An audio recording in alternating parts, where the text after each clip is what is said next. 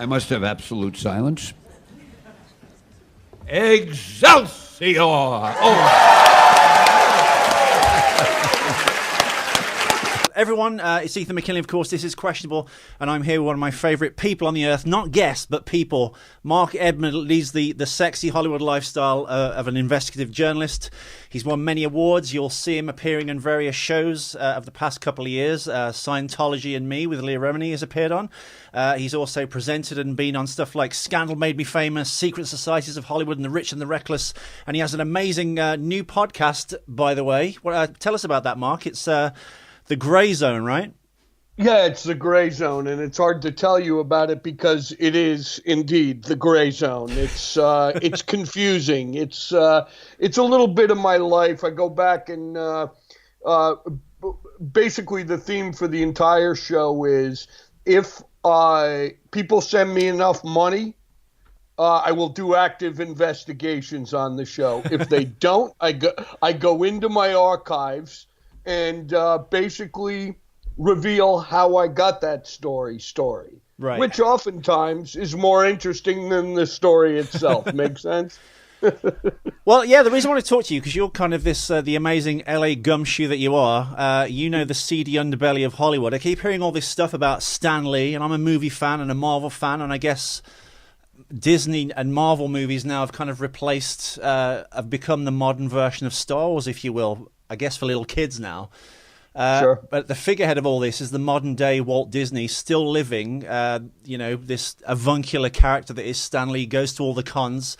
And then I see this video last week at a con, and he looks terribly ill, very frail. He's signing like these big swirly marks that aren't even his kind of signature, really. And I got a bit worried. On top of that, we've heard over the last few months, starting in January, he's been accused of sexual harassment by his carer, and then his business manager's been kind of accused of elder abuse, and he's been got rid of. There's a new person in charge, and his daughter's kind of in the mix. All this on top of losing his wife, Joni, of last year. So I wanted to talk to the man who knows everything about Hollywood for about 10 or 15 minutes, just find out what the skinny is on Stan Lee. What's going on, Mark? Well, all right. I'd first of all refer your listeners to and viewers to my Daily Beast story, Stan Lee picked apart by vultures, the last days of Stan Lee. Basically, I got a call from an insider there, a guy who is very you have Sunset Strip. Everybody knows it. Iconic, right? Yeah. Well, above the strip, up into the hills there, they have what's known as the bird streets, Oriole, different bird name streets. In fact, not to send a mass of people over there, but I believe that Stan Lee does in fact live on Oriole Drive. Right. It's a useful metaphor, picked apart by vultures, bird street, blah, blah, blah, wordplay and that sort of thing.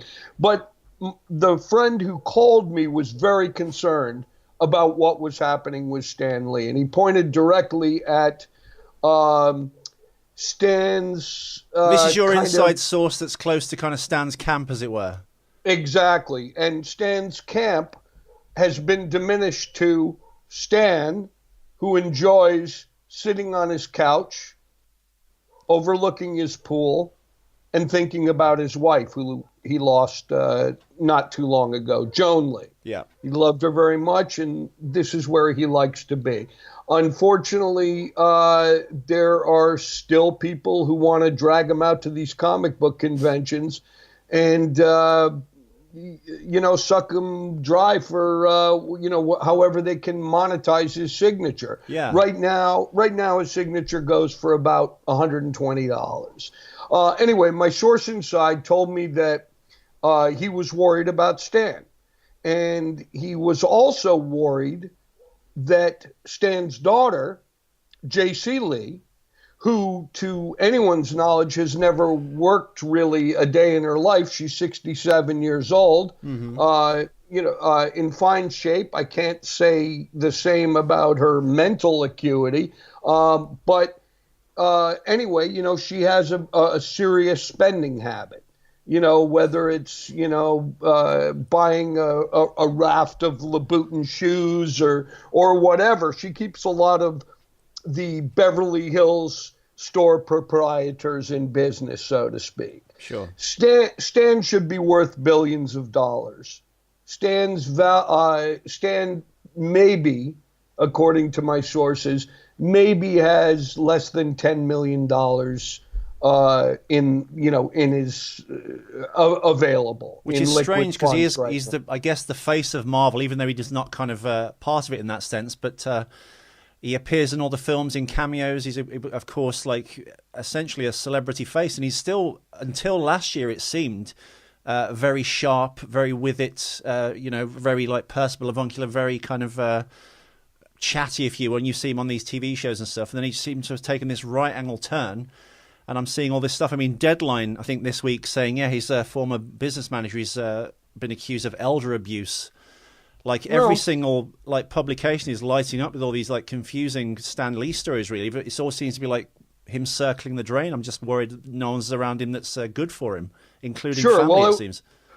It was only a week and a half ago that he was at the Silicon Valley. I think it's some sort of Comic-Con type thing. Maybe it actually is the Silicon Valley Comic-Con, and it's a Steve Wozniak production up there. And I guess he had a commitment to go up there and sign comic books and speak on a panel. Right. Well, you saw the video from that where his handler, a guy named an eccentric cat, and I'm being kind, named Kia Morgan, is standing over him, telling him how to spell his own name. Is this the new business manager? Is that correct? Well, he's his minder. He's a guy who landed up at Stan's house and managed to, remove all present company out of Stan's life and pretty much take over the whole show as his quote-unquote minder. Kia Morgan reminds me of that Martin Shkreli character. I mean, he's of dubious provenance, if you will. I mean, he came out of nowhere. I guess he collects art. His claim to fame is he calls himself John Travolta's producing partner. In other words, he was one of about 40 producers on the ill-fated Gotti movie, which, to my mind, the Gotti movie, I forget what the studio is, but basically they shelved the movie and sold it back to the investors. Wow. So we'll be lucky if we'll be cursed if that movie straight to video ever sees the light of day, even if it gets that far. Right, exactly.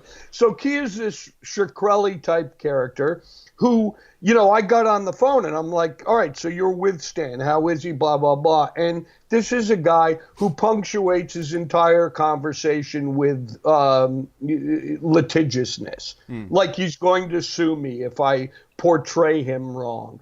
Or, he's basically all about himself and what he's doing and what he's accomplishing. And now what he has accomplished is he's glommed on to Stan Lee. Good, bad, indifferent, I'm not sure. At least we know Stan is, he's alive today.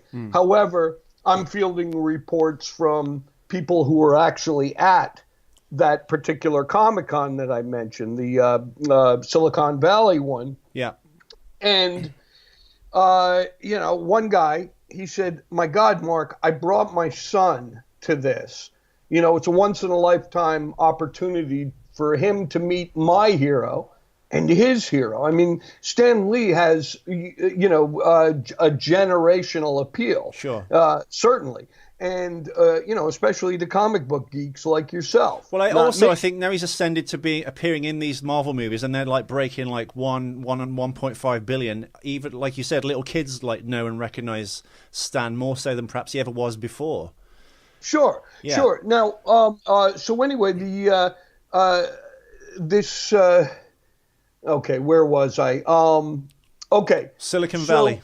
Silicon Valley, I'm fielding calls and the guy says, I brought my son. He was dying to meet him. And Stan was like a waxen figure. That's how I can quote him. He looks like the video you sent and one I saw a few days before that prompted me calling you was like, he looked deathly ill and very frail and not perhaps with it.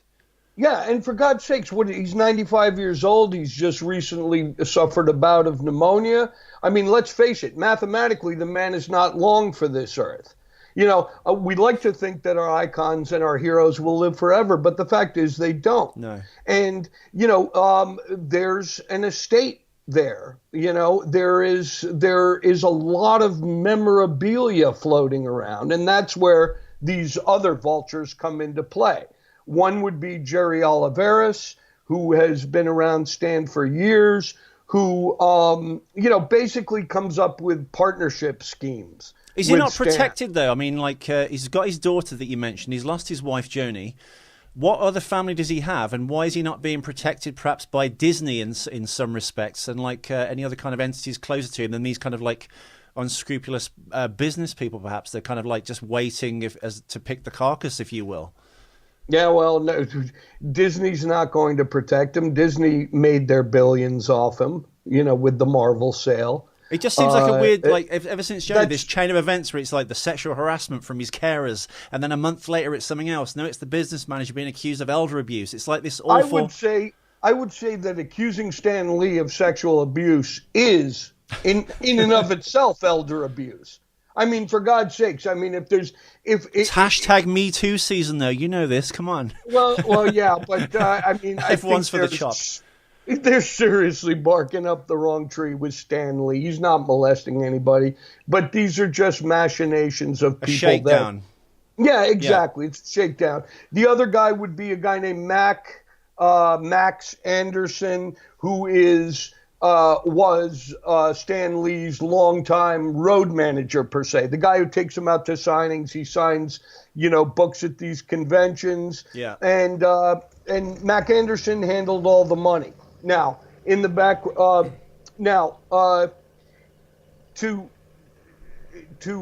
explain how that often seedy world works, quite often what they do is they'll have one of these big conventions, and then they'll have sorry, I had to don't worry, you good. Are you coming through somebody perfectly? Just drove by the window there.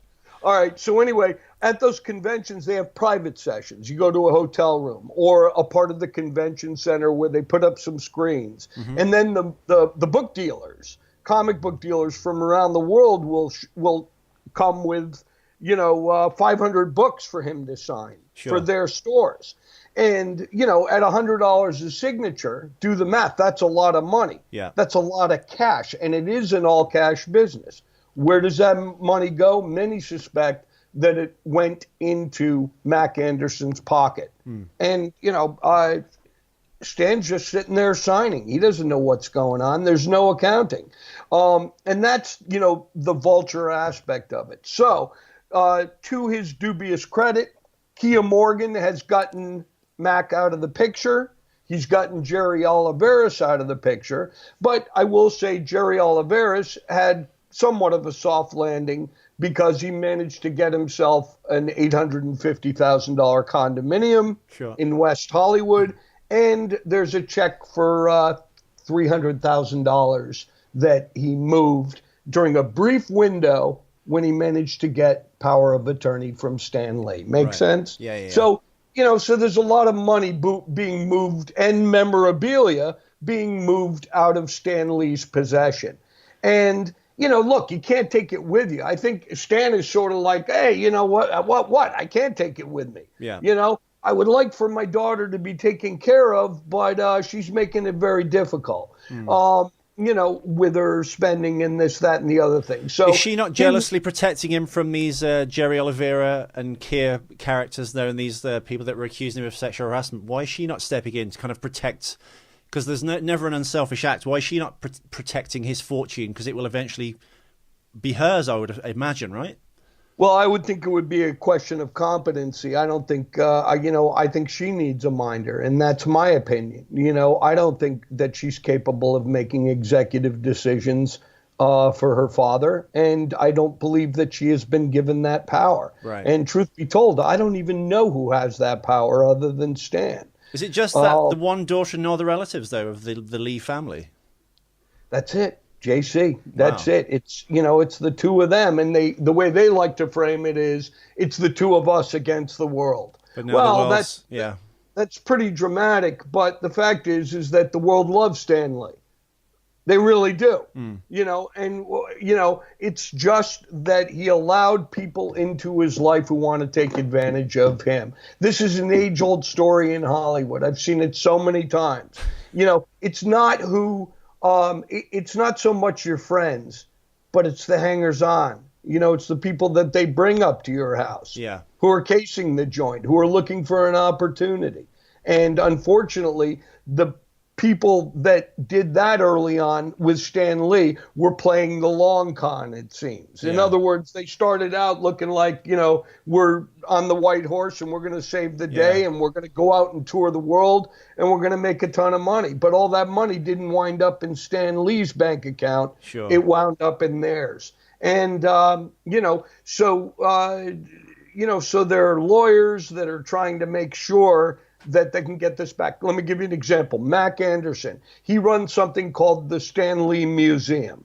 It's a pop-up event that he tours, and it has all of Stan's memorabilia on it. Now, there's a big fight saying, well, who owns that stuff?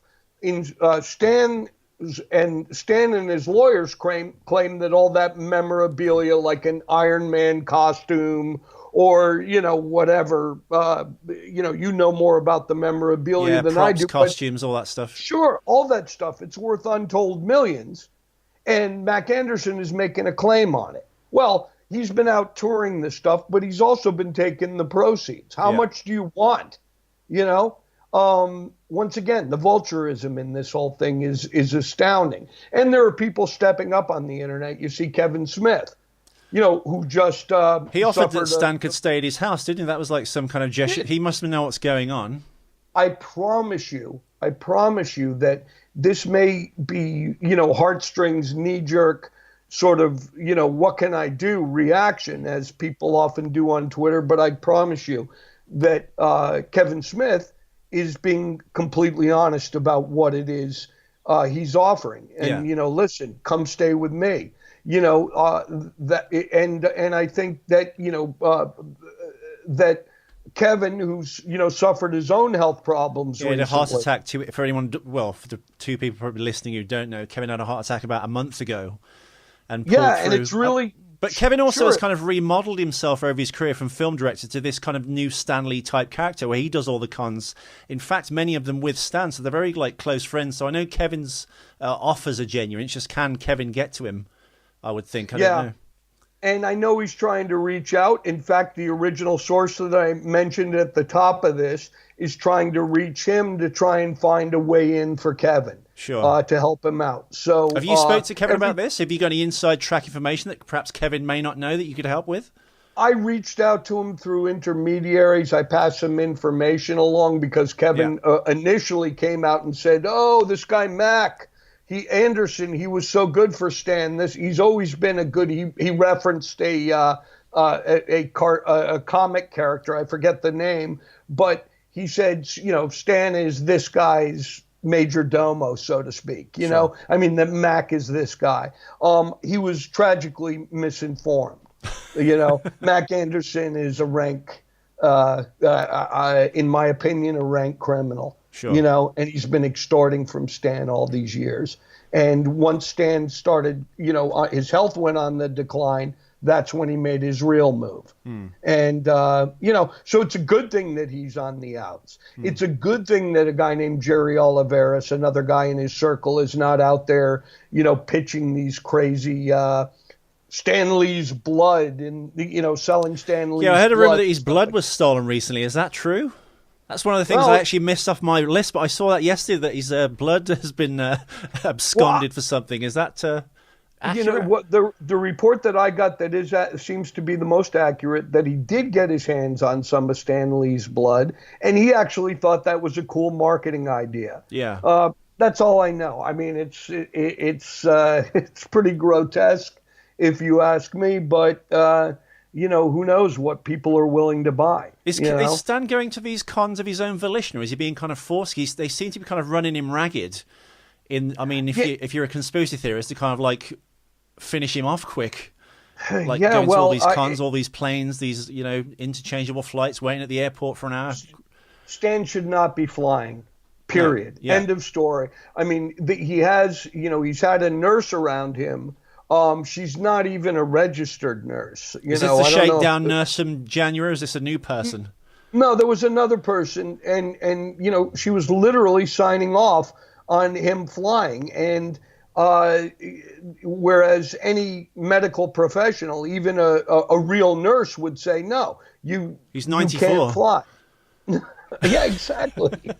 Exactly. You shouldn't be on a plane. I mean, that's the thing. And as far and what can I say? I can't make decisions for Stan, but I do know, to personalize it, when I buried my father, before I buried my father at 91 years old, he made it very clear: you get nothing. Okay. Good day, sir. It. Like Willy Wonka.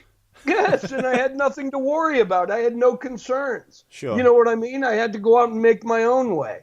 And now the situation is that J.C. Lee, who is, clearly not very capable at controlling finances and that sort of thing, her people want to make sure that she has an adequate trust. But what kind of a trust is that? I mean, if you're spending $200,000 a month, well, you said he's down to 10 million, right? It says right. 50 million his net worth on Google. I think it was much higher than that. It was over 100 million when I looked at it last year. I remember looking at that, but now it's down to 10 apparently, you said, right? I'm guessing less than 10 in liquid assets. Now, It goes back up towards 50 when you consider the fact that his house up on that Bird Street is worth $25 million. Yeah. So now it's about $35 million. And then I think he owns the house that JC lives in, put a few more million on that and you get back to $50 million. So he's real estate rich. Yes. And that's prime property. So my thought is JC, no matter what, is going to be okay if she inherits some of that property and has a good estate planner and manager, liquidating where necessary and having some funds dispersed to her for the rest of her life. And she is healthy as a horse, and she'll be around for a long time. Damn. Well, there we have it. Spending what's left of Stan Lee's estate. And there we have it. Just a quick one with you, Marcus. I wanted to get the inside track because all these conflicting reports I'm seeing on Deadline, Daily Telegraph, everything, IO9, all these media outlets and these nerd places and actual mainstream media. There's kind of these fragmented reports coming out. I thought Ebner's going to know the inside track, and you do. Yeah, so get Ebner this week. I'm going to need to speak to Ebner. But yeah, you've done actually. If you want to listen to this in more detail, viewers, Mark does in fact have the Grey Zone podcast, which I'll link under this video. You can find that. He does about an hour or so on Stan. I think there's another program you've done. I think you're up to 10 episodes so far, aren't you? Yeah, I've been listening to it. It's fantastic. Thank you. Season 2, episode 2, The Grey Zone. I'm having a lot of fun. There's no question about it. And, every once in a while, people shake off some shekels and help me keep that show going. So I appreciate it. Well, you've got a Patreon page, so people can, in fact, either book you for a case, which I think you've been on this week. That's why you can only fit me in today. Thank you for that. Yeah. Anytime, Ethan. I love doing your show. And I keep seeing you late night TV, like CBS reality here. Every time a crime show's on, you're presenting it. So I'm like, you're involved in so much stuff. But yes, crime folks, all the time. I guess I'm spreading myself a little thin. Like what I say when I look at my resume and I bounce around from network to network, from magazine to magazine. You decide what's up with Mark Ebner. Am I? Do I have a vast experience and I globetrot and do all these stories, or is it true that I simply cannot hold down a job? I don't know. Well, they keep giving you jobs on TV, so you must be doing something right. I know you're moving into. Yeah, those aren't bad gigs. Don't you do some talking heads stuff up over there? No, I need new agents at the moment. The last thing I did in person was HorrorCon in Birmingham, where I basically was on stage interviewing various people. In fact, a criminal profiler called Paul Harrison, who was kind of the British version of Clarice Starling from The Silence of the Lambs. He met John Wayne Gacy, became very good friends with John Wayne Gacy and stuff. So basically, I've been doing live cons with criminologist type people on stage, which is I don't know how I got that job, but they asked me to do it, and I've done it. So there's another one coming up in June, I think. Good for you. Yeah. Well, when I hang up with you, we got a monster palooza here in Pasadena where I sit. And I'm going to go see some of my old friends. In fact, there's one guy signing. I hear the lines a mile long. His name's Bill Moseley. He was the original Chop Top. Yeah. From Texas Chainsaw Massacre 2. Right, and Massacre 2. And he's in all of Rob Zombie's movies. So he's signing over there. And, hey, listen, cheers to the old guys, who can still make a living humping their signatures on the road. I love it. Well, I mean, talking to this Paul Harrison guy, you should kind of get into doing this con game. There's enough criminal or crime-related cons, I'm sure, that you could go and give talks about your the crazy adventures you've had. Yeah, well, the biggest criminal con game we have going, wait for it, is the Donald Trump administration. And I don't know. It's going to be exciting. I think that maybe, just maybe, a porn star will be the one to topple our sitting president. Wait for it. Stormy Daniels. In fact, I was going to mention there's a comedian called Carl Dunnigan who does face swaps of Donald Trump and Stormy Daniels on his Instagram. Oh, yes. I just looked at that I've just sent you one. Yeah, they're hilarious. Good stuff. Funny. All right. Mark Ebner 59 on Twitter. What's your website, Mark, where they can follow your blog? Yeah, it's Hollywood. It's in this endless reconstruction. I'm doing it one story at a time. HollywoodInterrupted.com. I got a few good ones up there right now. Bill Cosby, a trip I took to North Dakota and the fracking. I got a bunch of stories up there, and I'm rebuilding it one story at a time. So if people want to check that out, that would be great too. Boom, and there we have it. Mark Ebner, the Hollywood scandal reporter, genius, detective. I love the adventures you have. I'm so envious of you. And it rains constantly here in England. You got the lovely weather there. Come to Los Angeles. You can ride shotgun with me anytime, Ethan. I will. Thank you, sir. Do and it. over and out. Thanks for listening, folks. We'll be back for another episode soon. If there's any more developments on the Stanley case, I'll get Mark back on. Or if anything crazy happens, I'll get Mark back on anyway, because I truly love this man. Not as a guest, but as a human being. Love you too, man. You got my number. Talk to you soon. Boom.